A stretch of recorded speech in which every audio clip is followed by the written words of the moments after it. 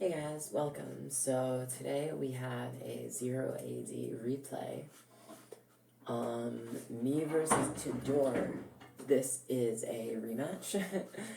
And yeah, the first game I played against tedour, which there is a video of, he beat me, but I made a lot of stupid mistakes in that one. The second one, which we played immediately afterwards, which is in the same video, that I played tedour, I beat him that time, and the second time we were playing on this very map, and which he does a very interesting thing. He makes us play on a large map for a 2v2, which is very interesting. But today, or during this game, was when I realized that it was, whether intentionally or unintentionally, it favored his strategy tremendously. And I'm sure there's some intentionality to that because, yeah, when you have this specific of a request for a map that you request multiple times, it means you have a certain way of doing things on this map. So right now, he has built his first storehouse, and he's getting an early wood cutting upgrade. He's also, he's using his elephant, so these women can deliver the berries. I would say it's a pretty negligible difference, just the length of the elephant, but who am I to judge? He does have a cavalry somewhere, but I'm not sure where. Maybe it's out scouting. Yeah, that's very odd. Oh, there it is. It's hunting. So, interesting choice. It waited to hunt the chickens. It seemed to be carrying some meat from elsewhere. But usually you would go for the chickens in, like, the first kind of moment of the game. Because they're the quickest and easiest source of immediate food. These deer take a while to chase down. You have to kind of aim them in the right direction, and even then they walk around, so a lot of time, like, you miss if you don't do it right there and then, which is a lot of micro. So usually I like to hunt these big groups of deer by putting a farmstead nearby and sending, like, 4 cavalry, because 4 of them at once can take out the deer without them running any distance. But, yeah, so now we have a second elephant who's walking over to the woodlines, and it's interesting that he plays the Marians. They work very much into his strategy.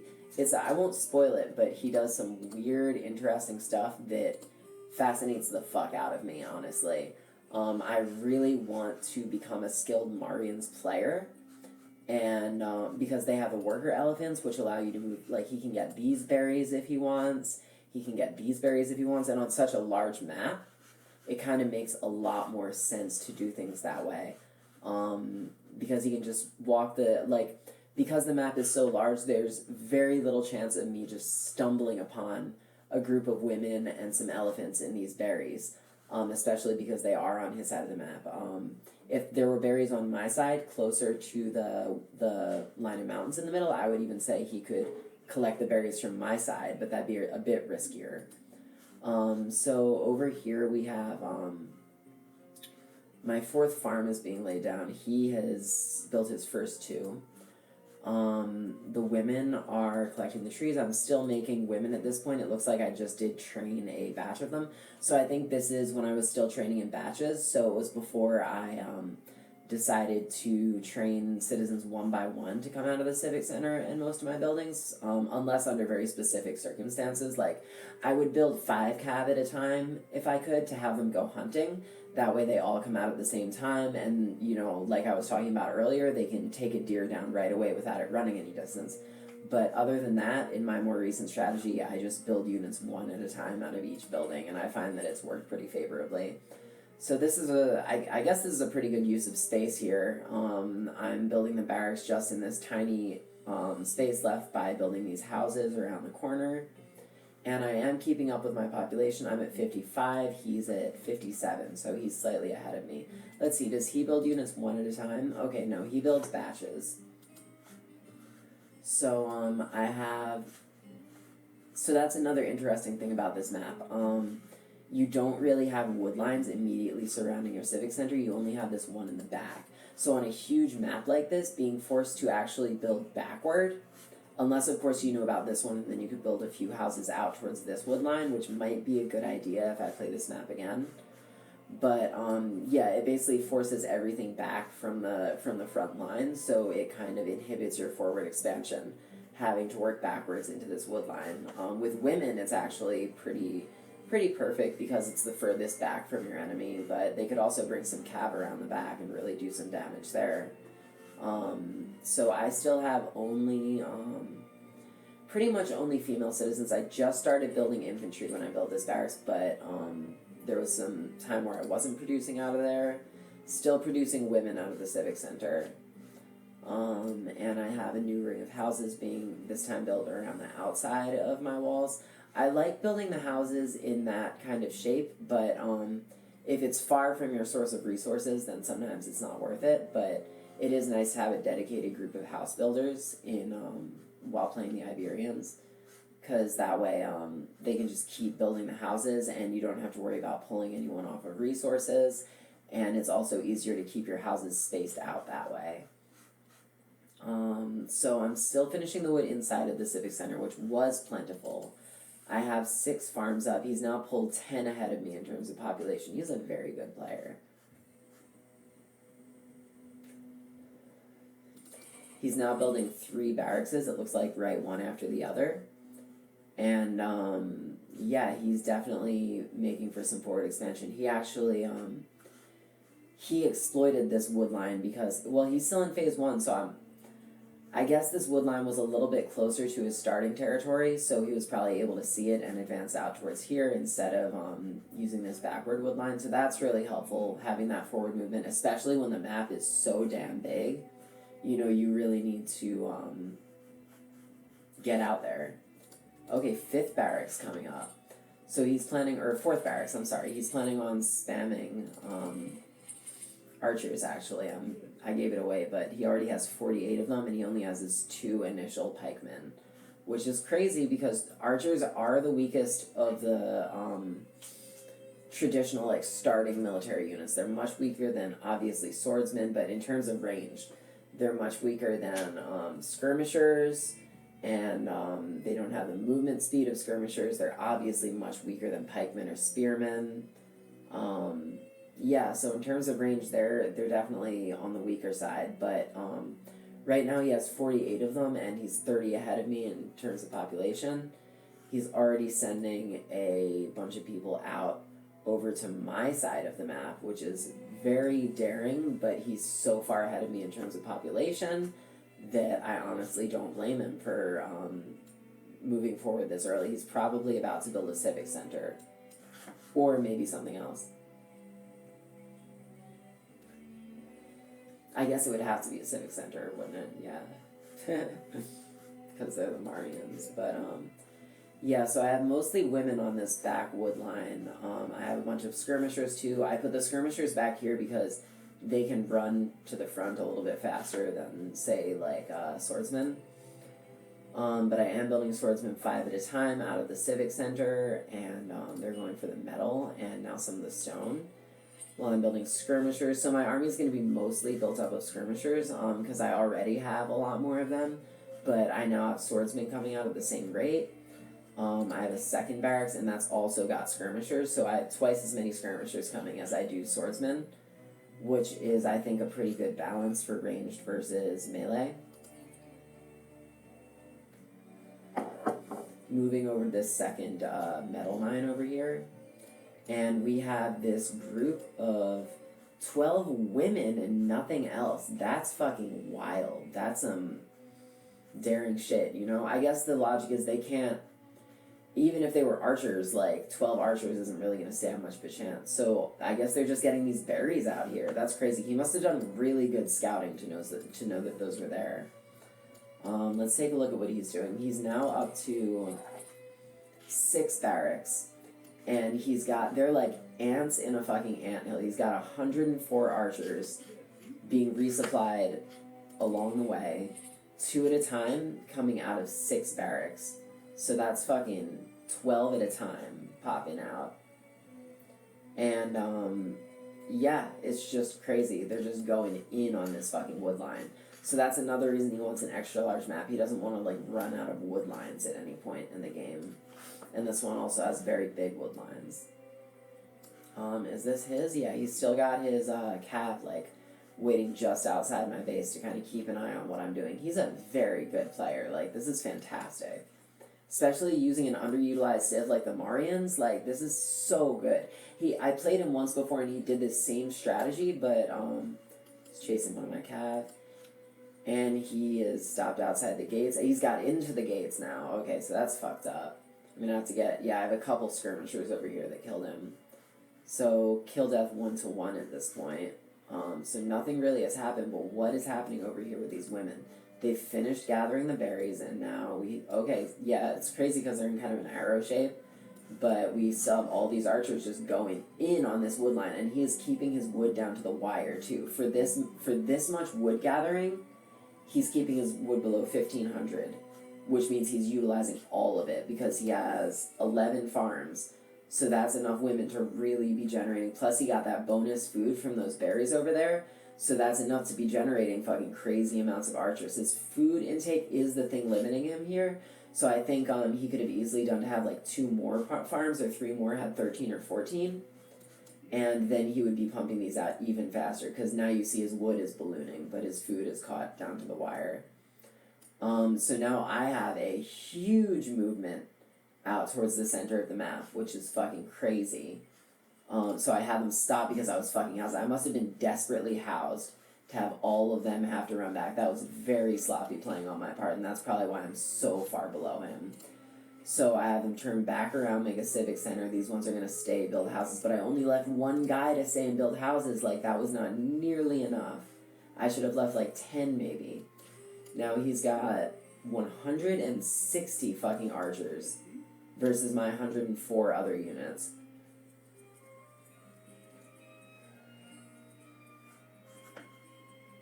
This is going to be crazy, yo.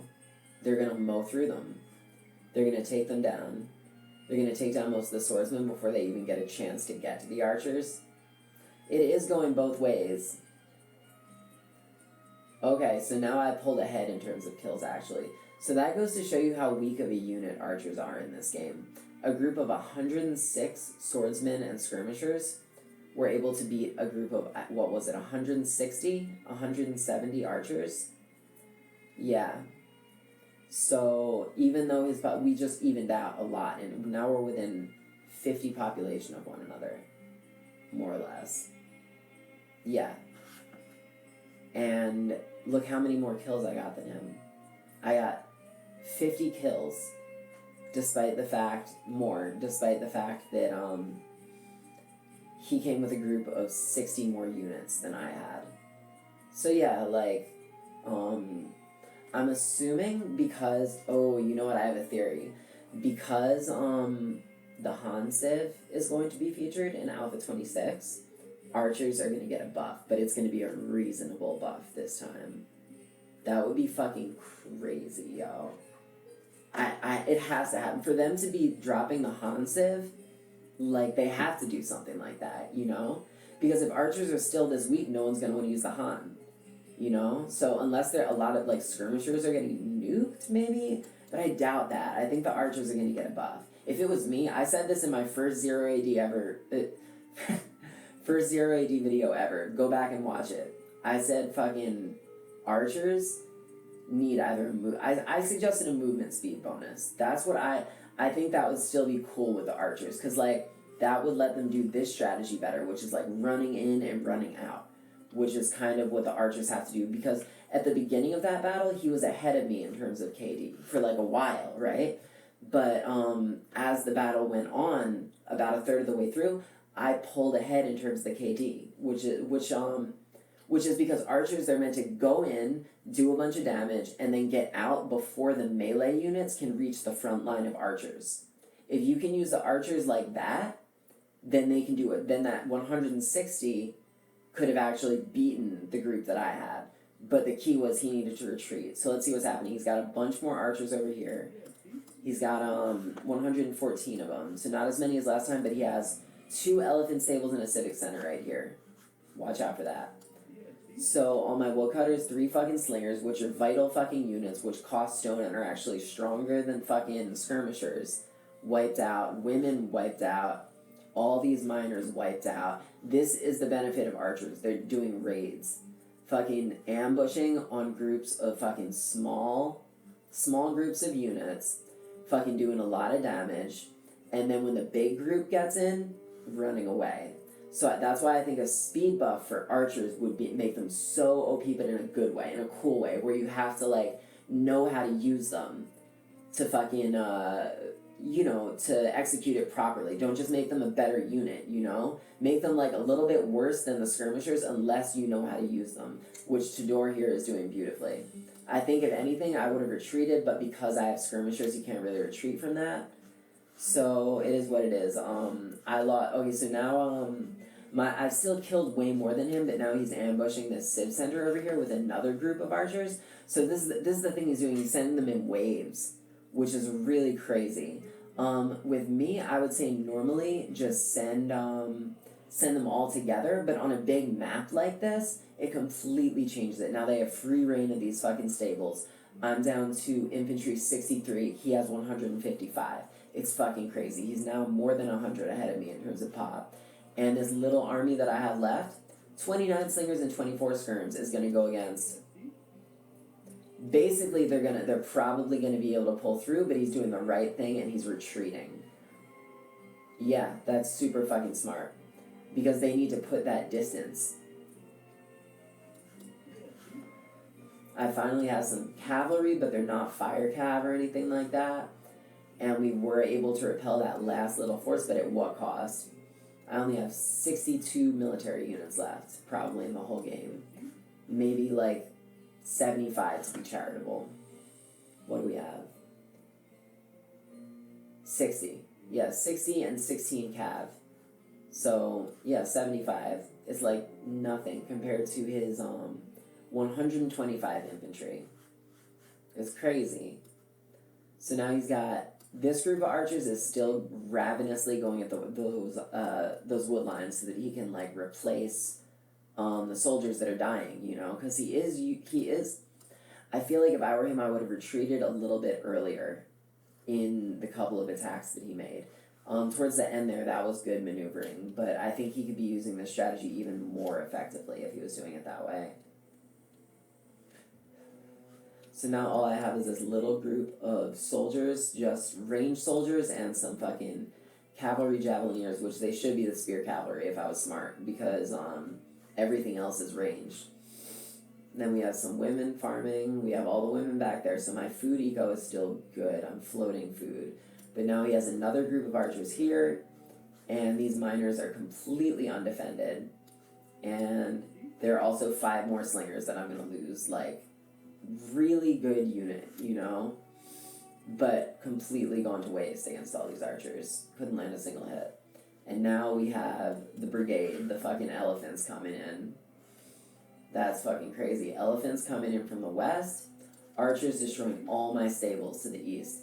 So do I get rid of the archers or do I protect the civic center? I went for the archers. I do have the I don't even have the wood to rebuild the civic center, but I do still have my civic center over here. So I was just like, lose the civic center, whatever. It was not the move, because I'm also losing all these farms, which are expensive when you think about it. And these are all going to get killed. They got too many. And now we have my last remaining infantry, basically. Yeah, I have 90 actually somehow. So there's these guys over here, and I don't know where else I have infantry, honestly. Oh, they're still in the fucking Civ Center area. So I'm like, okay, I gotta take care of this fucking elephant problem. But he's 100 pop ahead of me, you know, so I guess I chased one of them down and killed it, and then I was like, okay, I need to take care of this much bigger problem. And I also just need to be getting resources, so that's what I should have done, just have them build a storehouse right there, start getting wood, because I'm very low on wood.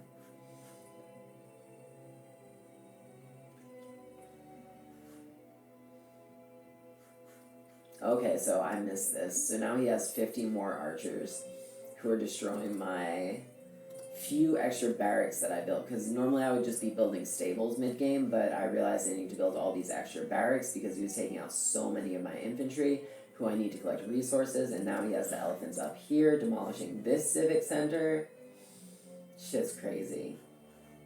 They retreated. They also retreated. Because they would have won, but they needed to rebuild the Civic Center. So that kind of gave them a window to retreat. Try to chase the elephants for a minute, like, that's not gonna work. Like, it's like, I gotta get rid of those elephants. I gotta get rid of those elephants. No shot. Like, bad idea. Should have just collected resources. Like, now you're getting pummeled with arrows, pummeled with elephants. Fucking... No, okay, let's destroy an elephant stable. Like, oh, come on, that's gonna do so much. You still got a bunch of fucking infantry up here to deal with who are killing your women. Jesus fucking Christ. Like, why would I go on the offense right here? So fucking dumb. So fucking dumb. But, like, he's got more archers now over here that came in from the south, and they are eliminating my last barracks. No, I still have 3 somehow, but killed all the women. Pretty much.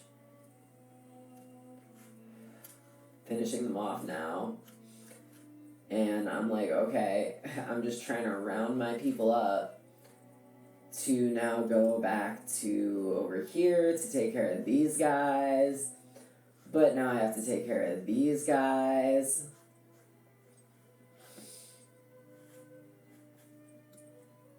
That's gone. Oh no, I still have the Civic Center there somehow. I think some resigning should be happening sometime soon.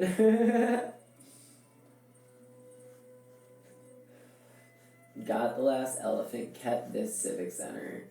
Population down to 126. Oh shit, more fucking archers. Like, where are they all coming from?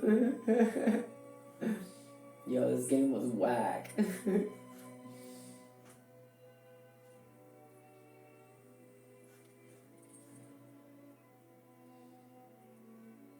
I'm just walking past the soldiers. What the fuck? Oh, it's like, oh, I gotta save this one because it was getting killed by elephants. Oh, more archers. Oh my god, so wonderful. I'm gonna kill some of those fucking elephants. So I got my 1 fucking fire cab. Okay? And I'm gonna kill one of those fucking elephants. That's what's going through my head right now. Oh my god, the arrows. No. Oh my god. I kept my fire cab, I think, though.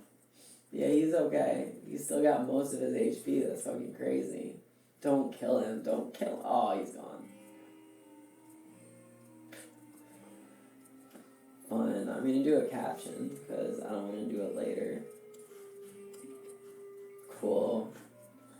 That's gonna be a dope YouTube caption. Alright. Elephant corpses and elephant Morrises. Oh my god. Resign. Summary. Yeah, he kicked my fucking ass, basically. I wasn't ahead of him for a single minute this whole fucking time. With the arches bopping around here and there. That shit was fucking crazy, though. That game was lit. But I fucking hate it. I didn't hate him, but I hated myself after that game. So, yeah, I hope you guys enjoyed. Go follow Tom0AD, 0AD Newbie Rush, Kate0AD, Leopard0AD, Valorant. I never give shoutouts to Valorant around here, but fucking Valorant, man. He's the OG. I don't know if he came before Tom. I call Tom and Valorant the OGs, but let me know if I'm missing anybody. But, yeah, I don't know how long Let's Wave a Book has been doing it, but yeah, yeah, go like and subscribe and hit the bell. Thanks, guys. Have a good night.